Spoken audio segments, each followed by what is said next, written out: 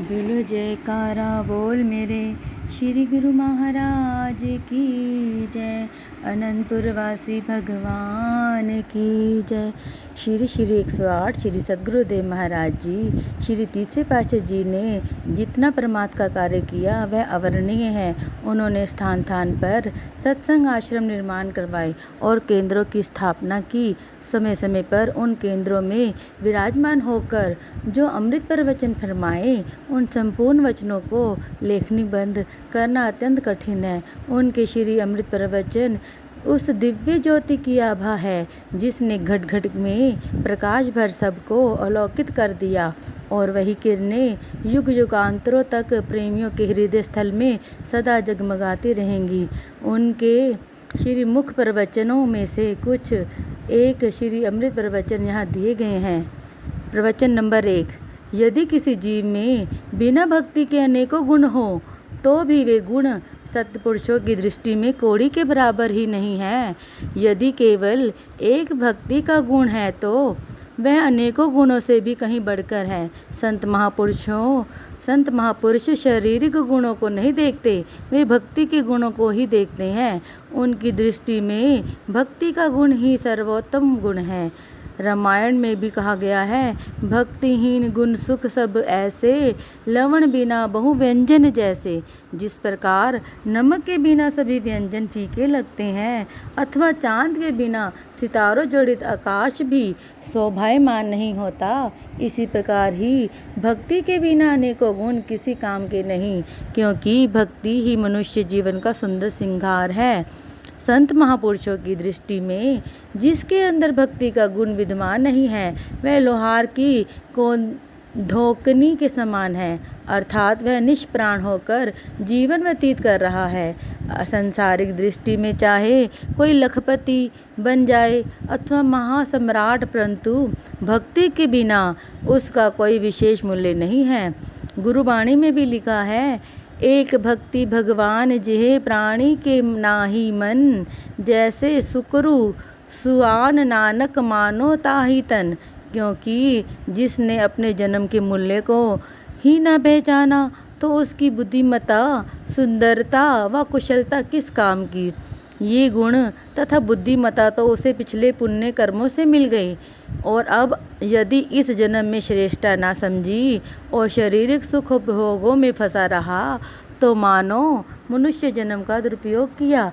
अतएव मानव जन्म को भक्ति रूपी गुण से सुशोभित कर कर इस जन्म का पूरा लाभ उठाना है। प्रवचन 2।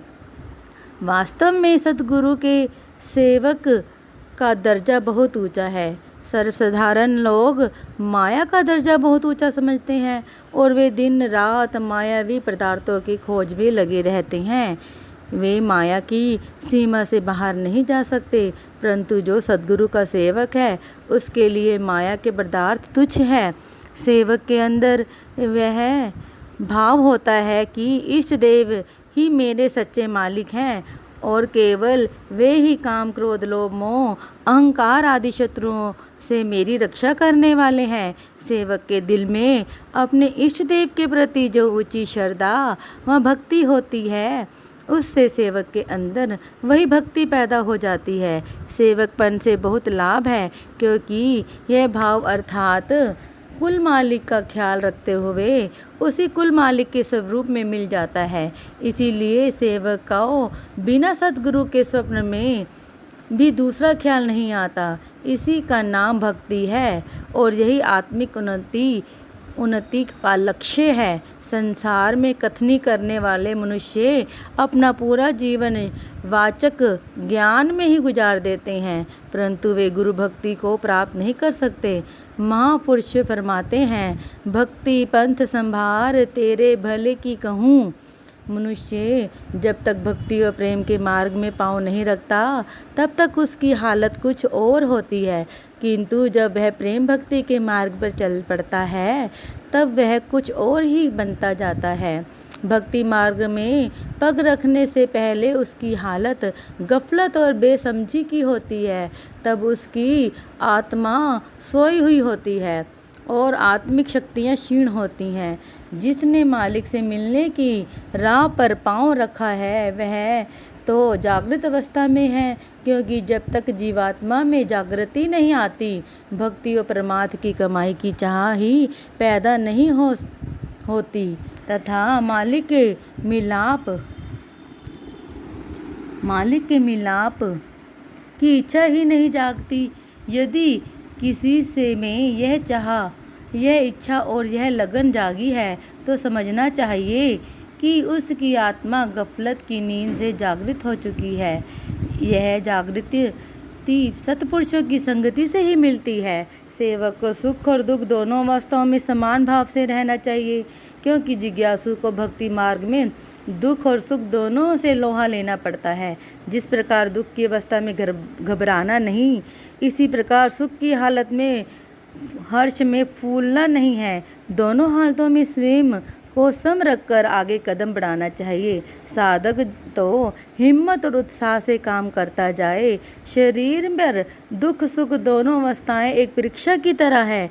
इसलिए सेवक का धर्म है कि निंदा स्तुति हर्ष शोक मान अपमान दोनों अवस्थाओं में सम रहे। समदर्शी इच्छा कछु नाही, हर्ष शोक भय नहीं मन माही। अस संजन मम उर बस ही कैसे, लोभी हृदय बसंत धन जैसे। सेवक का पद प्राप्त करना ही उत्तम शक्ति है और यही सबसे ऊंचा ज्ञान है। प्रवचन 3। नमक और तेल बेचने वाले को लाल की परख और कदर नहीं होती, इसी तरह मायासक्त जीव जो सुख ऐश्वर्यों रूपी नमक और तेल के व्यवहार में लगे हुए हैं वे श्वासों की कीमत नहीं जानते। श्वास लाल के समान है जिनकी कीमत गुरुमुखों को ही होती है।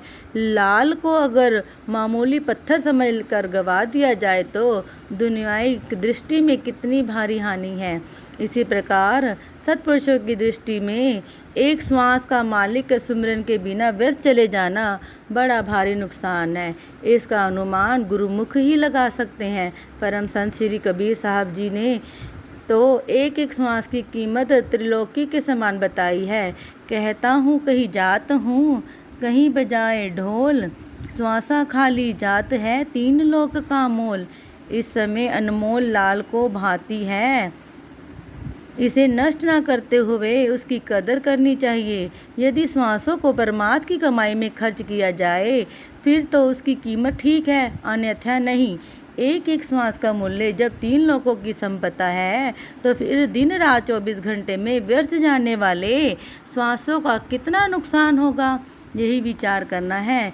संत सहजोबाई जी फरमाती हैं, श्वास खजानो जातु है ताको शुद्धि नाही, सहजो खर्चो क्या रहो कर हिसाब घर माही। विचार कीजिए, एक संसारी मनुष्य जो संसार के धंधों में लगा हुआ है वह अपने समय को अत्यंत कीमती मानता है, परंतु महापुरुषों की दृष्टि में उनका समय व्यर्थ जा रहा है। वे हीरे के बदले कौड़ियों का व्यापार कर रहे हैं। गुरुमुखों को यही विचार करना है कि क्या उसका समय तो कहीं व्यर्थ नहीं जा रहा। गुरुमुख का समय अत्यंत कीमती है, क्योंकि उसे सत्पुरुषों की संगति से यह ज्ञान हो गया है कि एक एक श्वास की कीमत का मूल्य गिनती से बाहर है। यदि यह खजाना लुट गया तो पछताने के सिवा कुछ भी ना मिलेगा। संत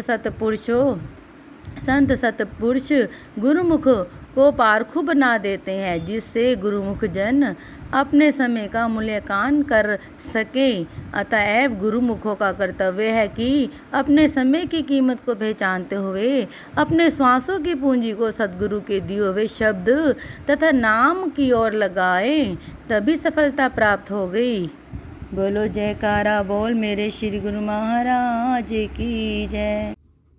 अगर आपको हमारी वीडियोस देखना पसंद है और आप हमारे चैनल से जुड़े रहना चाहते हैं तो प्लीज़ वीडियो को लाइक, शेयर और चैनल को सब्सक्राइब कर दीजिए।